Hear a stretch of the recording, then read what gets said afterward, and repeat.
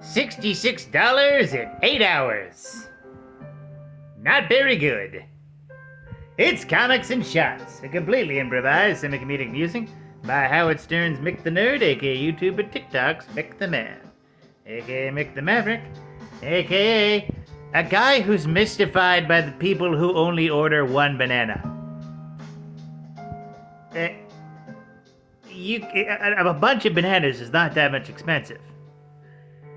Today's subject, though, jackpot. Mary Jane Watson's new superhero persona. Yeah. This one stray comment on Reddit said it best. They originally broke up MJ and Peter because they made it so that she couldn't handle the superhero stuff. Now she's a superhero. And kind of an infrequently capable one at that. It's bad enough that Paul is her guy in the chair.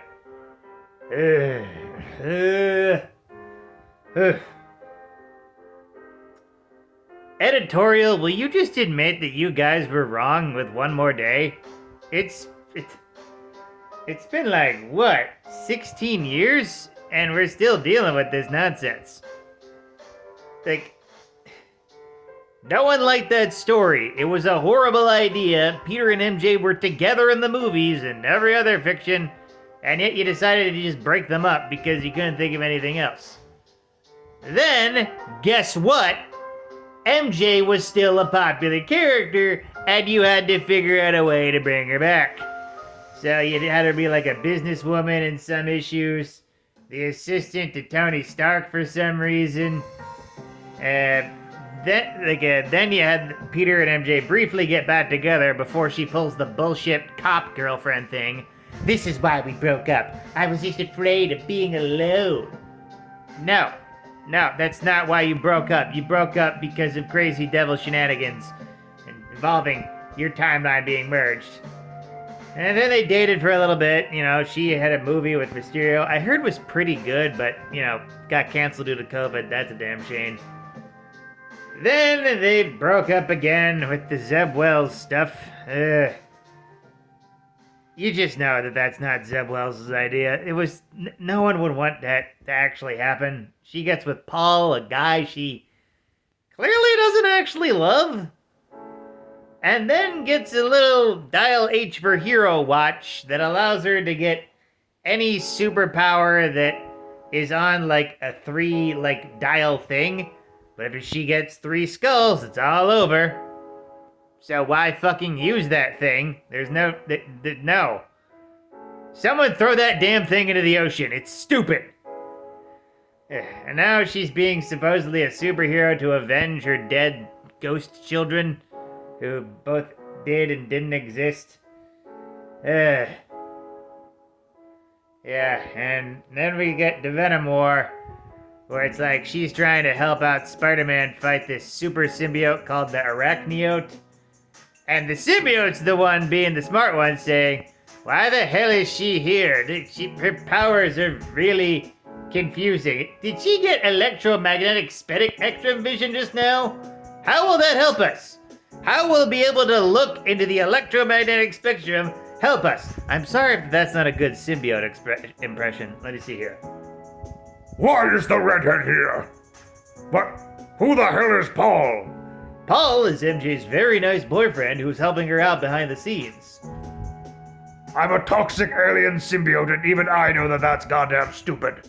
Yeah, that's borderline dialogue from Venom War. Oh boy, wow. Also, I'm actually kind of liking a Venom event. I mean, didn't think that would happen after, like, you know, what was it, the Donny Cates one, and then everything else. Symbiote lore got so confusing.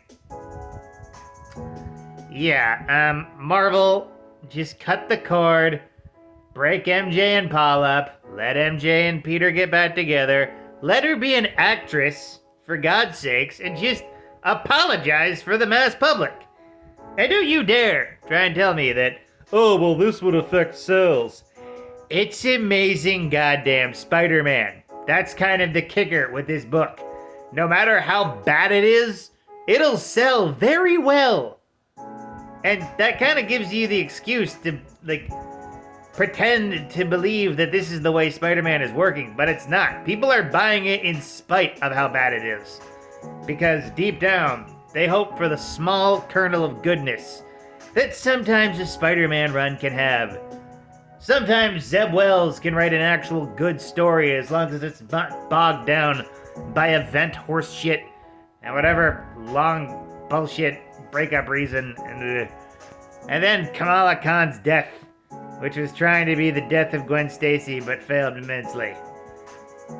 There's versions of these characters that people want, and maybe versions of Peter and MJ breaking up work in movies, like, you know, the No Way Home thing, that brings the tragedy.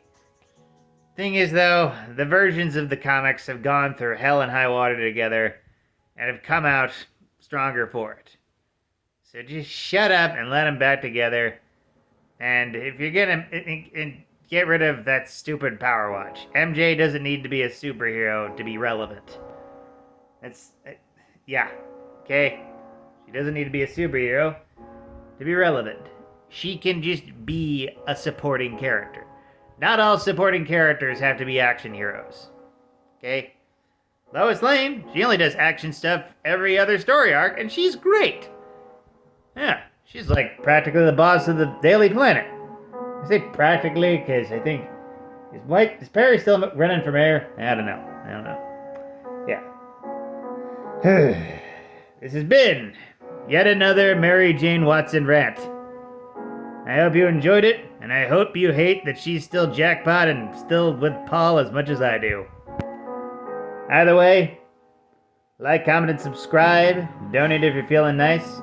Share it with the bear, and always remember, praise be to the blood elk, fear the stabbopotamus, and death to Kronos.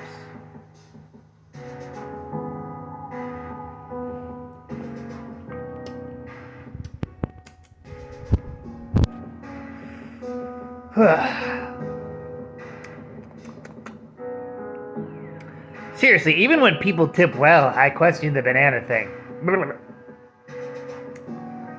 You know, a bunch of bananas is probably healthier than at least one of the packs of jerky that you got me to buy. I'm worried about you, customer. I'm worried about you. Have a night.